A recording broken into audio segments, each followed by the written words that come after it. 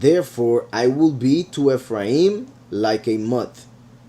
Therefore I will be to Ephraim like a moth, and to the house of Yahudah like rottenness. And to the house of Yahudah like rottenness. I will be to Ephraim like a moth, and to the house of Yahudah like rottenness. In this case, it obviously means, when it says Yahudah, well, Ephraim, the many who are within Christianity following a false doctrine. Yahudah,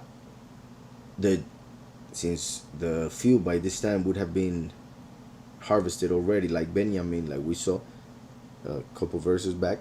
Yahudah in this case would represent the leaders, like it said earlier, the princes of Yahudah. The princes of Yahudah are like those who remove a landmark. So the leaders of the many, like the Pharisees. Or even if we just want to see Ephraim as Christians, Yahudah would be those of Israel who are within Judaism. So Ephraim is oppressed and broken in judgment because he willingly walked by human precept. Therefore I will be to Ephraim like a moth, to the many, to the Christians, and to the house of Yahudah like rottenness. To those who reject Messiah Yahushua still, they will be like rottenness. When Ephraim saw his sickness and Yahudah saw his wound, then Ephraim went to Ashur, to Assyria, which means a step forward. So it could be said, when Ephraim saw his sickness, then Ephraim decided to step forward. And Yahudah saw his wound. Then it says, then Ephraim went to Ashur and sent to King Yareb. Yet he cannot cure you, nor heal you of your wound. Look how it says their wound. So it would be as saying that Ephraim went to Ashur and Yahudah sent to King Yareb to try and heal the wound. But Yahweh tells them that king cannot heal you, just like Satan cannot heal the congregation, just like the false Messiah cannot heal the church. So let me see Yareb, which sounds very similar to Yared, but there's a difference in the last letter, of course. And I say that because of Jared Kushner, of course, whom a lot of people see as the Antichrist.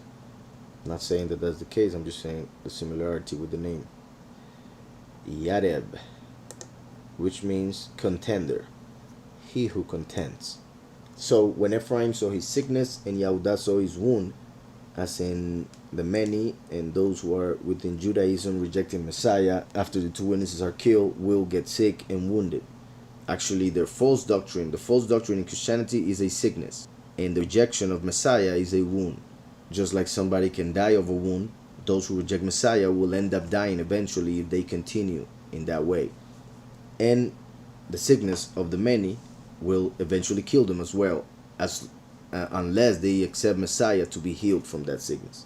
So it says, then Ephraim went to Ashur. Ashur represents the beast in the negative sense, of course, since step forward normally seems positive.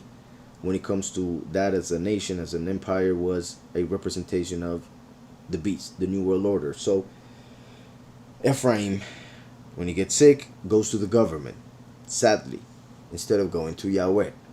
Then Ephraim went to Ashur and sent to King Yareb, sent to the king who is the contender.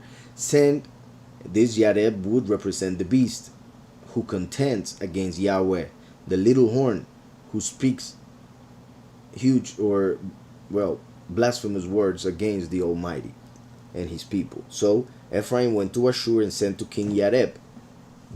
Yet he cannot cure you. The leader of this world cannot cure the world nor the people, nor heal you of your wound. The beast will not be able to cure the many nor heal the Jewish people. Doesn't matter if he's able to build a temple in Israel. That will not cure the Jewish people. Only Yahushua, the true temple of Yahweh, can cure the Yahudim. Yet he cannot cure you nor heal you of your wound.